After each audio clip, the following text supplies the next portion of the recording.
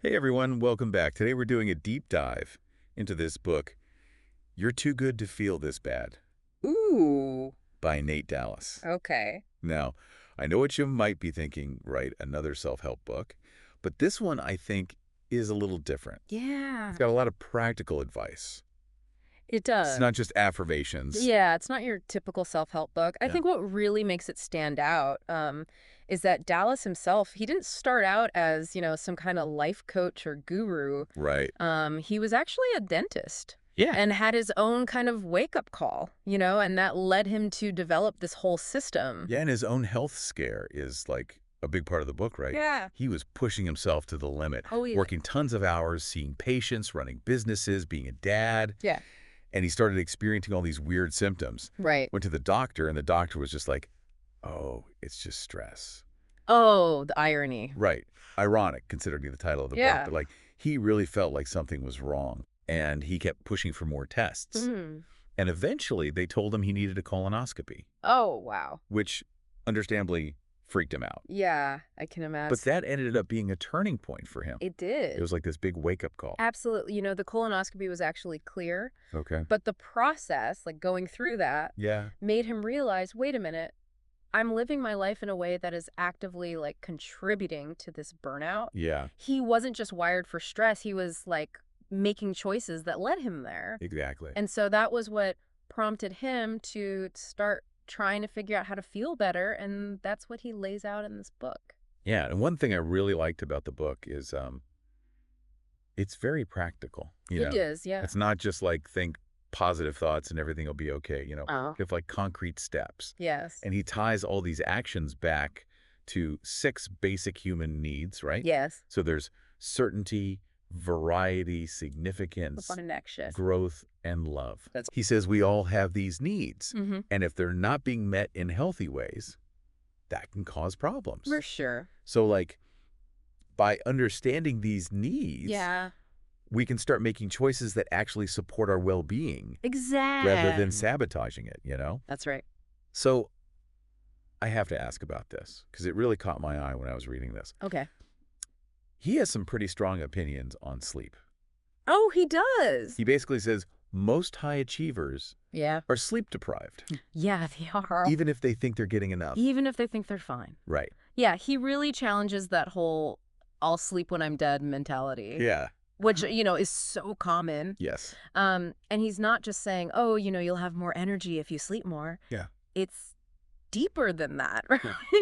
It's like when you're not getting enough sleep, your decision-making is impaired. Yeah. Your judgment. Yeah. You're not going to be able to perform at your best. Yeah, you're not showing up as the best version of yourself. Exactly. If you're constantly exhausted. Exactly. Yeah. But is he really advocating for taping your mouth shut at night? Okay, so that's the one that I was like, wait, Right. what? Yeah. Sounds a little out there, right? But he's a huge proponent of nose breathing. Okay. And he believes that a lot of us have developed this habit of mouth breathing, Yeah. even while we're sleeping, and it's actually disrupting our sleep. Okay. So the tape is really just a way to retrain yourself to breathe through your nose. Interesting. Okay. And he argues that nose breathing has a ton of benefits, like, better oxygenation, Mm-hmm. reduced anxiety, Right. improves sleep quality. Wow. I'm definitely intrigued now. Yeah, I mean, of course, talk to your doctor Right. if you have sleep apnea. Sure. Don't just go taping your mouth shut. Right. Safety first. But, it's something to consider. Yeah. And I'm curious, is there actually like scientific evidence to support all this stuff about nose breathing? There is a growing body of research, but it's still a relatively new area. Okay. But I think what's clear is that the way we breathe does impact our health. Right. So, nothing wrong with trying to be more conscious of your breathing Yeah, for sure. throughout the day. Absolutely. And Dallas is also a big advocate of hydration. Yeah. He even suggests, like, drinking only water for a certain period of time to kind of reset your body. Interesting. And I think that's where his background as a dentist really comes in. Yeah. He understands like the physiology of the body Hmm. and how something as simple as dehydration Right. can have a big impact on your health. Absolutely, yeah. And, I have to admit, I've never really thought that much about dehydration Yeah. beyond just feeling thirsty. Right. But he really lays out all these negative effects like Right. brain fog, Yeah. mood swings, digestive issues, Right. even premature aging. Yeah, it's kind of scary when you realize how much it impacts us. Right. And it's not just about the quantity of water we drink, it's about the quality. Yes.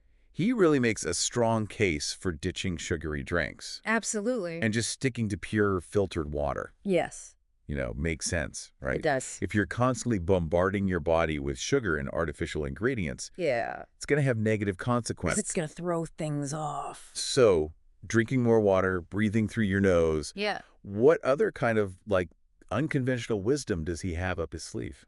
Well, get ready for this one. Okay. He has a whole chapter dedicated to the importance of our state. Our state. Yeah. What does that mean? So he argues that most of us misinterpret situations Okay. because we're reacting from a negative emotional state. So Interesting. it's not just about changing our thoughts. It's about becoming aware of our underlying emotional state. Okay, I like that. He uses this really great analogy in the book. Okay. He says, imagine your state as the weather. Okay. So are you sunny and calm, or are you stormy and reactive? I like that. And he basically teaches you how to become your own meteorologist. Okay. So you can recognize when a storm is brewing Right. and take steps to shift your state before you make a decision or react to a situation. Okay, so how do we do that? Mhm. How do we become our own, emotional meteorologist? Well, he provides a whole toolbox of techniques, Right. from simple things like adjusting your posture and breathing Mm-hmm. to more mindful practices like gratitude and visualization. Right. He even suggests forcing a smile Really? to trick your brain into feeling happier, Wow. which sounds silly, but it actually has some science backing it up. Okay. I love that idea, though, becoming more aware of our emotional state, Yeah. And like you said, it's not about suppressing our emotions, No. but it's about being more conscious of them so Exactly. we can make choices from a more grounded place. Exactly. And that awareness is key to everything else that he teaches in the book.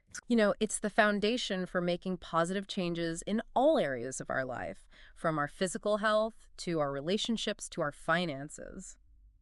This is already making me want to grab a copy of this book, and we've only just scratched the surface. We've only just begun. We have a lot more to cover. So all this stuff about self-awareness, it really ties into what he has to say about relationships. Okay. How he talked about connection being one of those 6 basic human needs? Right. He doesn't just say, go make more friends. Yeah, it's not about quantity. No, it's about quality. Yeah. It's about being intentional about who you let into your inner circle. Right. And this is where this idea of emotional boundaries comes in. Okay, what does he mean by emotional boundaries? So it's like recognizing that you don't have to let everyone's opinions and emotions affect you. Okay. You can choose to protect your energy and well-being by setting limits. So it's about being selective about whose energy you allow into your life. Yes, exactly. Yeah. And that might even mean letting go of some relationships, even if that feels hard. Yeah, he uses this interesting analogy to describe this, like pruning a fruit tree. Oh, yeah. He talks about how, when you prune a fruit tree, you're actually helping it to produce better fruit by cutting away some of the branches and leaves. You're directing the resources to the parts that you want to flourish. I like that. And he says, this applies to more than just relationships. Yeah. It's this principle of subtraction by addition. What's that? He's saying that when you add more intention and purpose to your life, Okay. you're naturally going to start subtracting the things that don't align with your values. So decluttering your life, both internally and externally. Yes. Okay, I like that. And that leads to another concept that he introduces, the importance of leisure. Leisure. Yeah. I feel like when I hear that word, Yeah. I think of just vegging out, watching TV. Right. But he has a different definition. He sees leisure as this time for intentional relaxation and reflection, Okay. pursuing activities that cultivate virtue and character. So it's not about just escaping from work. It's about engaging in activities that actually nourish you. Yes, exactly. And he even calls it the most valuable of possessions. Wow. That's high praise. Quoting Socrates, no less. I like that a lot. So yeah, he's really emphasizing how undervalued leisure is. Yeah, I think you're right. We're so obsessed with productivity, We are. that we forget to just be. Yeah, we forget to rest. And he actually restructured his own work schedule Right. to incorporate more leisure time. Interesting. And he found that he was more productive overall. Even though he was working less. Yes, because he was more focused and intentional. Yeah, that makes sense. Yeah. And he challenges the readers to ask themselves, is your current job the right place for you to become your best self? That's a tough question. It is. That's a good one, though. Yeah, are you in an environment that's actually supporting your growth? Right. And I think a lot of people don't even ask themselves that question. They don't. They just kind of go through the motions. Yeah. And he's encouraging us to really step back and look at our work lives. Could you adjust your schedule? Mm-hmm. Could you delegate? Could you consider a career change? Exactly, yeah. What would it take to create a work life that really supports your well-being? I like that. So let's shift gears a little bit Okay. and talk about money, because that's something that causes a lot of people stress. Oh, yeah. But Dallas has a surprisingly simple approach to achieving financial freedom. Okay. I'm interested. So he starts by emphasizing honesty. Okay. Be honest with yourself about your spending habits, about your financial goals. Right. And he uses the example of buying a home. Okay. He says most people base their purchase on what the bank will lend them, Oh, yeah. not on what they can comfortably afford. Right. It's Yeah. so true. And we get caught up in that excitement, a bigger house, a fancier car, Right. and we forget to think about the long-term impact. So he's advocating for being more intentional about our spending. It's not about deprivation. No. It's about making choices that align with our values. Exactly. I like that. What do you truly need? What can you comfortably afford? What are you willing to delay gratification for? Speaking of delayed gratification, he's a big believer in long-term investing. Oh, yes. And his strategy, super simple. It is. He advocates for low-fee index funds, automatic contributions, Okay. and a long-term mindset. So it's not about getting rich quick. No. It's about slow and steady growth. Exactly, yeah. He has some really interesting examples in the book. He does. He says a 20-year-old could become a millionaire by age 60 Hmm. by investing just 298 days a month. That's the power of compound interest. Right. And it really highlights why it's so important to start early, Yeah. even if you can only invest small amounts. Yep. It's consistency over time. Yeah. And I like how he kind of takes the emotion out of investing, Yes, he does. He's not saying you should be watching the news and panicking every time the market dips. Right. He sees those as buying opportunities. Yeah. And he encourages people to just stay steady, disciplined. Have a plan and stick to it. Yeah. Gee. About building that solid foundation, right? Basically, yeah. Both financially and emotionally. Yeah. And that leads us to the final chapter. Okay. This is where he gets really personal, Ugh. talking about letting go of resentment, Right. choosing to love people at a higher level. Oh. Yeah, he tells this really moving story about how he started making amends with people Okay. he had wronged in the past. Mm. And it wasn't just about apologizing. Right. He wanted to genuinely forgive Yeah. both himself and others. He realized that holding on to resentment was just hurting him. It was, yeah. Yeah. It was preventing him from experiencing true joy and connection. He has this great line. Often what people do is not what they are. Mm-hmm. Often what they do is what was done to them.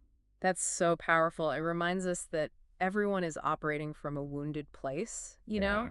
and that true love requires us to see beyond the surface. Yeah, to see the hurt child within. Exactly. It's a beautiful sentiment. And he emphasizes that love isn't just a feeling, Right. it's a choice. A choice. Yeah, a choice we make every day Okay. to show up for the people in our lives, To offer forgiveness. to extend grace. And that's not always easy. No, it's not, especially when we're dealing with difficult people. Right? But he argues that it's in those challenging moments that our love is most powerful. It's a good point.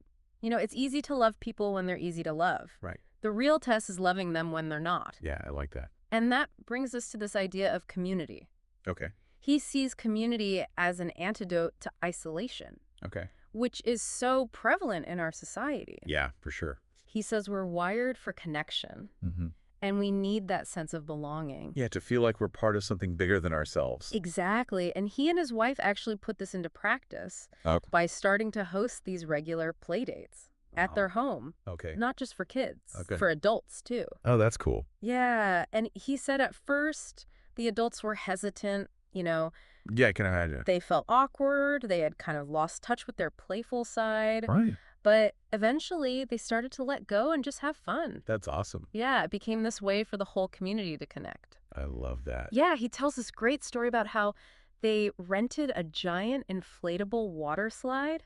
What? Yeah, and at first, only the kids would go down it. Okay. But by the third time they had this event, everyone was sliding down, laughing, squealing like kids. Oh my gosh, that's such a great visual. Yeah, it's a beautiful image. It just reminds us that sometimes the simplest things, Yeah. playing games, sharing meals, laughing together. Those are the most powerful ways to build community. Yeah, I love that a lot. And that's really what his message is all about. Choosing love, choosing connection, choosing joy. Yeah. He believes that we're all in this together, Mm. and we have the power to create a more loving, compassionate, joyful world. I love that. And this has been an incredible deep dive. It has. I feel like we've covered so much ground, but also I feel like we've just scratched the surface. There's so much more in the book. Absolutely. It's definitely a book that I think is going to stay with me Lane too. for a long time. Yeah, what really resonated with me was his authenticity. Yeah. He's not afraid to be vulnerable, Right. to share his struggles, and I think that makes his message that much more powerful. Yeah, he's not preaching from a pedestal, Yeah. He's like right there with us. He's like, hey, I'm figuring this out too. Yeah. Let's do it together. Let's go on this journey together. Exactly, and it's so inspiring. Mhm. It gives us permission to be imperfect. Yeah. To stumble, to fall, to know that we're not alone. Yeah, that we are too good to feel this bad. Exactly. Like there is another way. There is. There's a path to a better life. Yes, and it starts with a single step, It does. a choice. Yeah, this has been such a rich conversation. It has. What are your top 3 takeaways from the book? That's a good question. One that really stood out to me was this idea of state Okay. and how much it impacts our decisions and interactions, becoming aware of our emotional state and taking steps to shift it. Yeah, it's like that toolbox that he gives you. Exactly, to become your own emotional meteorologist. I love that for me, I think one of the biggest takeaways was that concept of subtraction by addition. Oh, yeah, that's a good one. That idea of like focusing on what matters. Yeah, And then the things that don't matter just kind of fall away. they do. And then my third takeaway, I would say, is his approach to love and community. Oh, yeah, me too. It's so powerful. It's beautiful. That story about the inflatable water slide just gets me every time. Me too. It's such a great reminder that sometimes the simplest things are the most powerful. They are. And what I really appreciate about his message Yeah. is that he doesn't sugarcoat things. Right. He acknowledges the challenges, the hard work, Yeah. the setbacks that come with growth. It's not always easy. No, it's not, but he emphasizes the joy, Mm-hmm. the peace, Yeah. the incredible rewards that come from embracing this journey. Yeah, he's not promising a perfect life, right? No. But he's saying, even amidst the difficulties, Yeah. we can choose to feel good. Yeah. We can choose to live in a way that is aligned with our values. Exactly. Become the best versions of ourselves. Growth is a process, It is. not a destination. Yeah. There's always more to learn, more to explore, more to become. And that's what makes it so exciting. It is. Right. Yeah. It's like this kind of ongoing adventure. And as we've been talking about all these different aspects of his system, Yeah. from, sleep and hydration to mindset, Finances. it really does feel like a holistic approach to well-being. It does. It's not about compartmentalizing our lives. It's about seeing how everything is connected. Yeah, it's all intertwined. Right. And I think, what struck me most about Dallas is his humility. Yeah, I agree. Despite achieving so much success, he's still so open about his struggles. He his is. needs for growth. And I think that's what makes his message so relatable. Yeah, he's not saying I've got it all figured out. Yeah. He's saying I'm on this journey too. Here's what I've learned. Right. Let's keep learning together. So going back to the title of the book, you're too good to feel this bad. Mm. What does that mean to you? It's like a call to action. Okay. A reminder that we have the power to choose how we feel, Yeah. how we respond to life's challenges. We're capable of so much more than just surviving. We are. We can thrive. We can experience joy. Yes. We can live a life that's truly fulfilling. And it all starts with that single step. That single choice to do things differently. This has been an incredible deep dive. It has. We've learned so much from Nate Dallas and his book. We have. And since this episode is a little different, Yeah. why don't we end with a 10-point summary? I love that idea. Okay, let's do it. Okay, so number 1, this deep dive explored You're Too Good to Feel This Bad, Mm-hmm. a book by Nate Dallas that offers a holistic approach to optimizing your life. It's based on his own personal journey of transformation. Yeah, after a health scare forced him to reevaluate his lifestyle.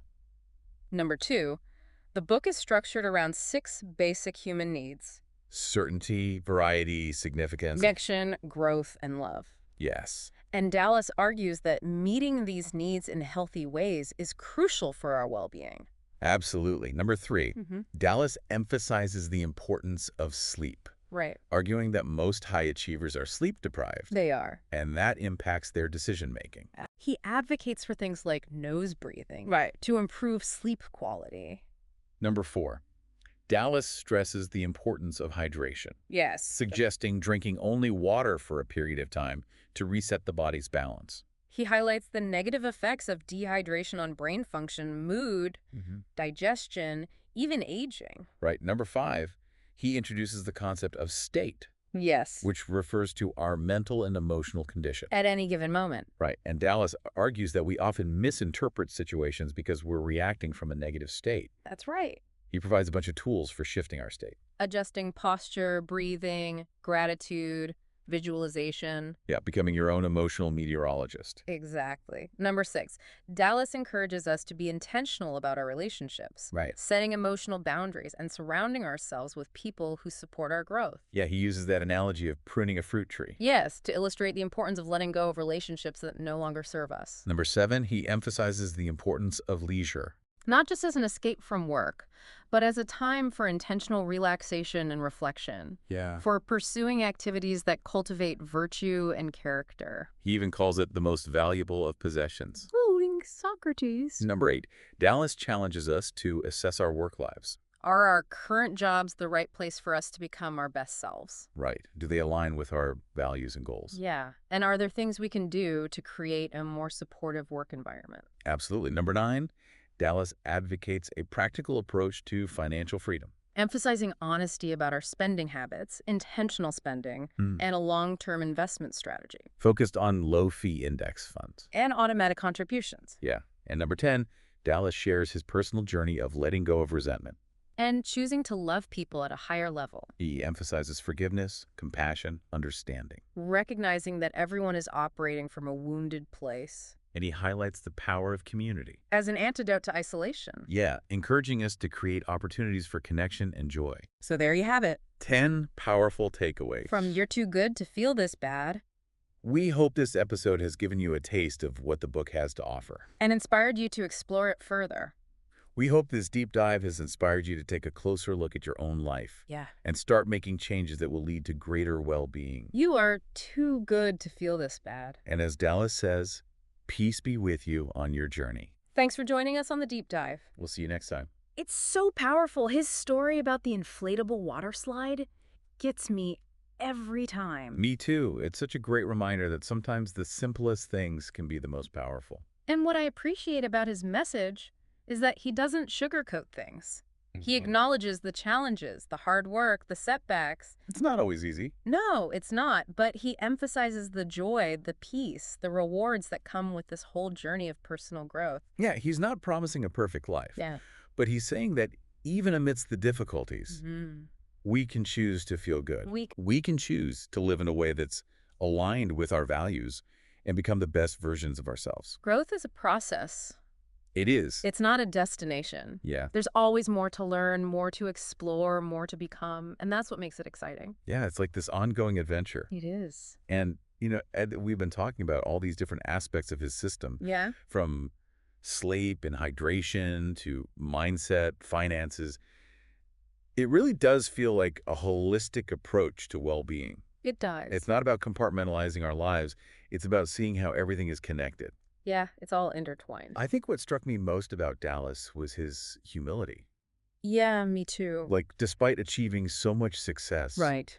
he's still so open about his own struggles, He is. his need for growth. Yeah. And I think that's what makes his message so relatable. It does. He's not saying, I've got it all figured out. It's Yeah. more like, I'm on this journey too. Yeah. Here's what I've learned. Let's keep learning together. So going back to the title of the book, You're Too Good to Feel This Bad. Yeah. What does that mean to you? It's a call to action, Copy. a reminder that we have the power to choose how we feel, how we respond to challenges. We're capable of so much more than just surviving. We are. We can thrive. We can experience joy. Yeah. We can live a life that's truly fulfilling. And it all starts with that single step. That single choice, that decision to do things differently. This has been an incredible deep dive. It has. We've learned so much from Nate Dallas in his book, You're Too Good to Feel This Bad. We have. And since this episode's a little different, why don't we end with a 10-point summary Oh, I love that idea. of the key takeaways. Let's do it. Okay, so number 1, this deep dive explored You're Too Good to Feel This Bad, a book by Nate Dallas offering a holistic approach to optimizing your life. Based on his own journey of transformation after a health scare forced him to reevaluate his lifestyle. Number 2, the book is structured around 6 basic human needs: certainty, variety, significance, connection, growth, and love. And meeting these needs in healthy ways is crucial for our well-being. Number 3, Dallas emphasizes the importance of sleep, arguing that most high achievers are sleep deprived, and this impacts their decision-making. He advocates for practices like nose breathing to improve sleep quality. Number 4, Dallas stresses the importance of hydration, suggesting drinking only water for a period to reset the body. And he really highlights those negative effects of dehydration. Yes. Brain fog, mood swings, digestive issues, even aging. Number 5, Dallas introduces the concept of state. Which refers to our mental and emotional condition at any given moment. He argues that we often misinterpret situations because we're reacting from a negative emotional state, and he provides those tools for shifting our state. Adjusting posture, breathing, gratitude, visualization. Yes, becoming your own emotional meteorologist. Exactly. Number 6, Dallas encourages us to be intentional about our relationships. Setting those boundaries. Yes, setting emotional boundaries and surrounding ourselves with people who support our growth, using that analogy of pruning a fruit tree. Absolutely. Number 7, he emphasizes the importance of leisure, not just as an escape from work, but as a time for intentional relaxation and reflection. For pursuing activities that cultivate virtue and character. Number 8, Dallas challenges us to assess our work lives, asking if our current jobs are the right places for us to become our best selves. Do they align with our values? Our goals. Can we create a more supportive work environment? Number 9, Dallas advocates a practical approach to financial freedom. Honesty about our spending habits, intentional spending, a long-term investment strategy. Focused on those low-fee index funds. An automatic contribution. And number 10, Dallas shares his personal journey of letting go of resentment and choosing to love people at a higher level. Forgiveness, compassion, understanding. Recognizing that we're all operating from a wounded place. Yeah. And he highlights that power of community. As an antidote to that isolation and loneliness. Encouraging us to create opportunities for connection and joy. There you have it. 10 powerful takeaways from You're Too Good to Feel This Bad. We hope this episode has given you a taste of what the book has to offer and inspired you to explore it further. We hope this deep dive has inspired you to take a closer look at your own life and start making changes that will lead to greater well-being. You are too good to feel this bad. And as Dallas says, peace be with you on your journey. Thanks for joining us on the deep dive. We'll see you next time.